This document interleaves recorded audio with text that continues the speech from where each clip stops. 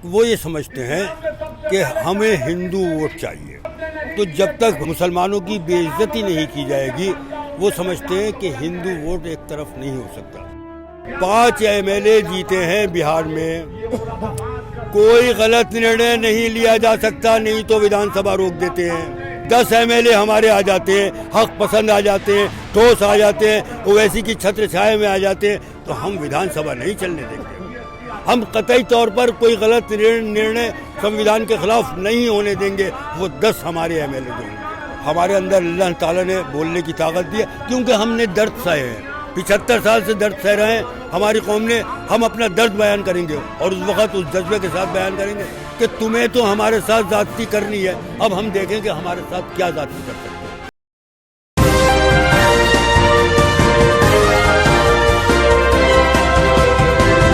मुस्लिम हिस्सेदारी की बात हुई तो तमाम सेकुलर पार्टियों के पेट में जो है खलबली मच गई और साफ तौर पर मुसलमानों को नजरअंदाज करना जो है मंच से शुरू कर दिया गया, क्योंकि बैरिस्टर असदुद्दीन ओवैसी साहब अपने मंचों से लगातार मुस्लिम हिस्सेदारी की बात कर रहे हैं। और इस वक्त आप सुन पा रहे होंगे कि बैरिस्टर असदुद्दीन ओवैसी साहब का भाषण चल रहा है। कुछ लोग मेरे साथ मुरादाबाद की आवाम के मौजूद है। मैं ये जानना चाहूंगा, मुस्लिम हिस्सेदारी की बात चली तो सेकुलर पार्टियों ने नजरअंदाज करना शुरू कर दिया, अपने मंचों से किस तरीके से देख रहे हैं?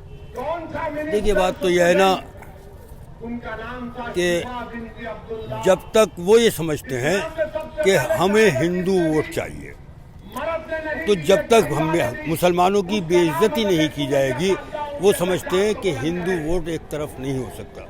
जानबूझकर एक प्रोग्राम के तहत तमाम पार्टियां, वो समाजवादी पार्टी हो, बहुजन समाज पार्टी हो, कांग्रेस हो, अब इमरान प्रतापगढ़ी कितनी तेजी से उभरे, अब गायब हो गए, उनको भी किनारे कर दिया गया।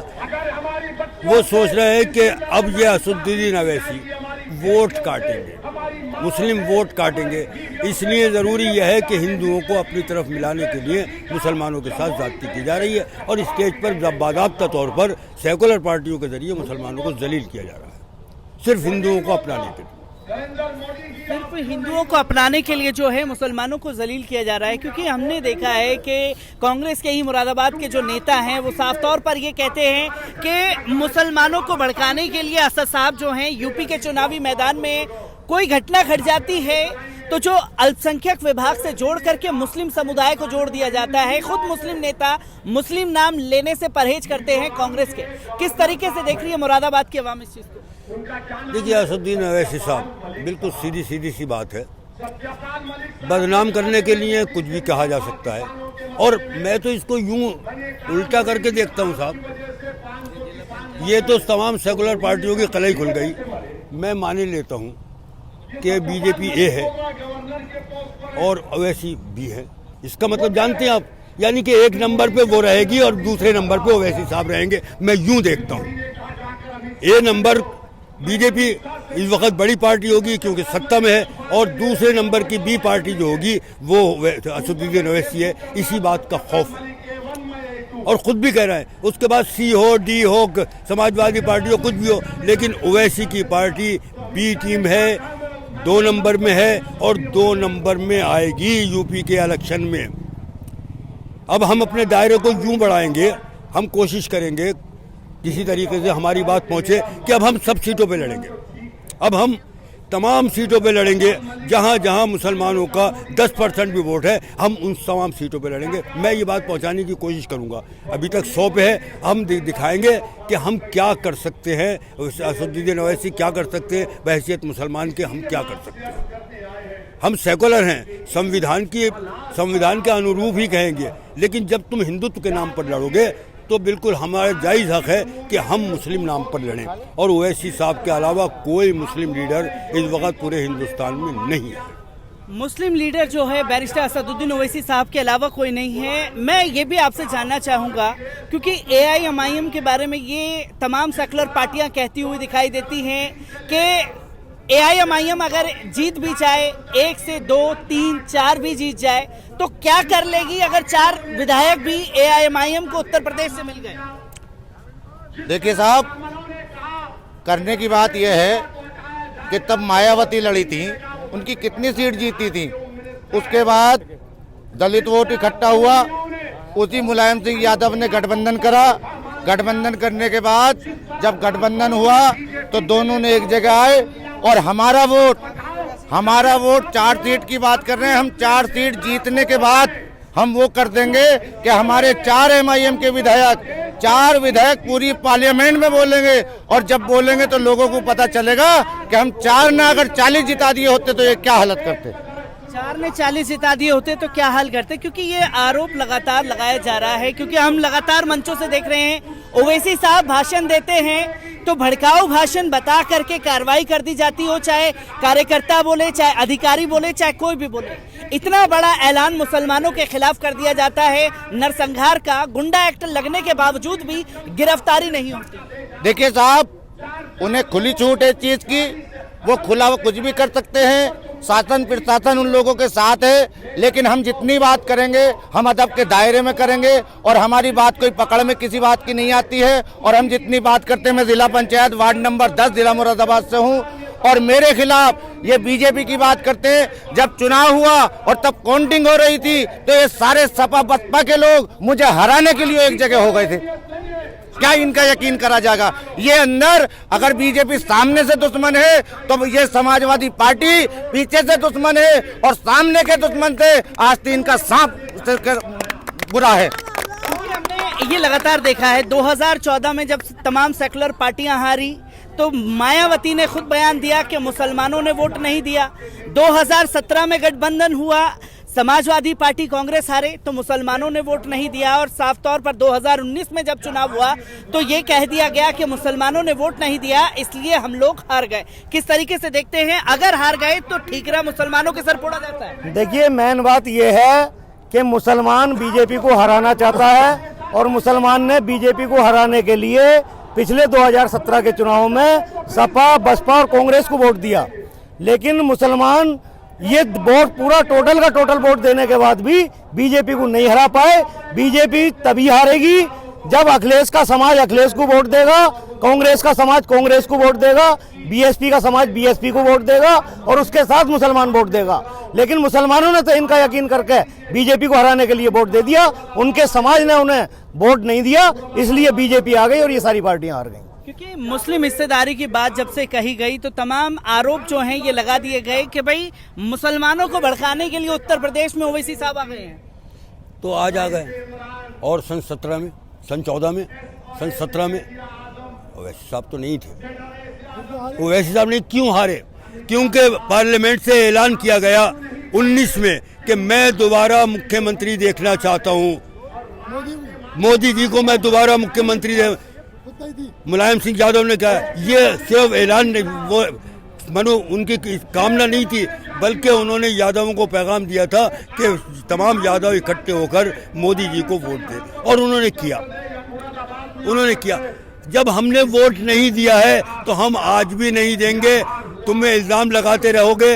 हम ओवैसी साहब जब तक हमारे पास अल्टरनेट नहीं था, आज हमारे पास AIMIM हमारे पास अल्टरनेट है, ओवैसी अल्टरनेट है। और देखिए साहब, जीत और हार, 5 MLA जीते हैं बिहार में। कोई गलत निर्णय नहीं लिया जा सकता, नहीं तो विधानसभा रोक देते हैं। आप तसव्वुर कीजिए कि 10 MLA हमारे आ जाते हैं, हक पसंद आ जाते हैं, ठोस आ जाते हैं, ओवैसी की छत्र छाया में आ जाते हैं, तो हम विधानसभा नहीं चलने देंगे। हम कतई तौर पर कोई गलत निर्णय संविधान के खिलाफ नहीं होने देंगे। वो 10 हमारे MLA जो होंगे, आप तसव्वुर कीजिए कि 10 MLA जो 5 नहीं कर सकते, हमारे अंदर अल्लाह ताला ने बोलने की ताकत दी है, क्योंकि हमने दर्द सहे हैं। 75 साल से दर्द सह रहे हैं हमारी कौम ने। हम अपना दर्द बयान करेंगे और उस वक्त उस जज्बे के साथ बयान करेंगे कि तुम्हें तो हमारे साथ ज्यादती करनी है, अब हम देखें कि हमारे साथ क्या ज्यादती कर सकते हो। क्योंकि ज्यादती की बात जो है कही जा रही है। मैं एक आखिरी सवाल आप सबसे लेना चाहूँगा, क्योंकि अखिलेश यादव जो हैं तमाम लोगों से गठबंधन कर रहे हैं, RLD के साथ कर रहे हैं, राजभर के साथ कर रहे हैं। राजभर ने बातें जो की, गठबंधन जो किया पहले भाजपा से किया, बातें ओवैसी से की, मंच शेयर किया, पर फोटो जो असल में खिंचवाई वो जाकर के गठबंधन हुआ सपा से।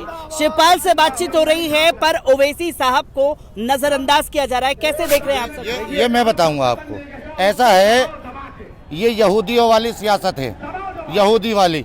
कि ये अगला आपका चुनाव नहीं देख रहे, इन्हें देख रहा है कि मुस्लिम समाज, अगर हमने इन्हें गठबंधन में ले लिया तो मुस्लिम समाज जितना है वो सारे का सारा ओवैसी के पीछे लग जाएगा और 7% यादव क्या करेंगे, क्योंकि ये यादव इतने चालाक हैं, क्योंकि इन्होंने जिस मायावती से विधानसभा में झगड़ा करा था, वोट हमारा था, हमारा वोट लेने के लिए समाजवादी पार्टी ने और बहुजन समाज पार्टी ने आपस में गठबंधन करा, वोट हमारा, गठबंधन ये करेंगे। अब हमारा गठबंधन करने के लिए हमारा कायद बालिस्टर असदुद्दीन ओवैसी साहब इस बात को खुल के कह रहे हैं कि हमसे गठबंधन कर लो, लेकिन ये हमसे गठबंधन करने को तैयार नहीं है। और अगर कोई आदमी हमारे पास आता है, ये उसे गठबंधन ले लेते हैं अपने उसमें मिशन में, लेकिन हम ये बता रहे हैं आपके माध्यम के चैनल से कि बगैर बालिस्टर साहब के ये सरकार नहीं बनाएंगे। और जैसे बिहार के अंदर तेजस्वी रोया है, इंशाअल्लाह अल्लाह ने चाहा मुलायम सिंह उसी पोजीशन में रो के दिखा गया।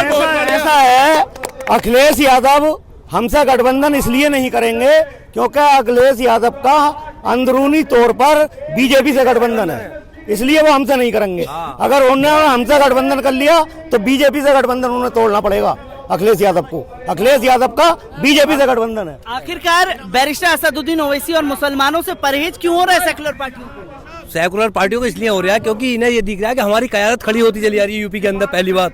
दूसरी बात, विकास पे बात करते नहीं है। विकास पे बात करो आप, जैसे हमारी शिक्षा है भाई, हम इंग्लिश विकास की बात मैं रोकना चाहूंगा। विकास की बात तो वो करते हैं कि विकास का एनकाउंटर कर दिया। एनकाउंटर क्या कर दिया इन्होंने, ये बताओ। जो आज की तारीख में, आज की डेट में 500 रुपए का जो हॉस्पिटलों में पर्चा बन गया, यही पर्चा अगर 100 रुपए का बने यूपी सरकार में तो क्या होगा? गरीब जनता का भला होगा। जो CBSE बोर्ड की जो आज फीस है, जो 1000 रुपये महीना ले रहे हैं, ये 100 रुपये महीना होनी चाहिए। सरकारी स्कूलों की बिल्कुल मान्यता खत्म है, पढ़ने नहीं जाते बच्चे, क्या करें? आखिरकार परहेज क्यों है मुसलमानों से इस चुनाव में और बैरिस्टर असदुद्दीन ओवैसी से? किसको? तमाम सेकुलर पार्टियों को। सेकुलर कौन है? ये तो तमाम पार्टियां खुद ही दावा करती हैं कि सेकुलर खुद दावा करती हैं। अभी पिछले इलेक्शन तक ये होता था कि सेकुलर साबित करने के लिए कभी किसी दरगाह पे जाते 2014 के बाद से तो वो बंद हो गया है ना। वो बंद हो गया खेल, क्योंकि सब अपने आप को हिंदू साबित करने में लगे हुए हैं।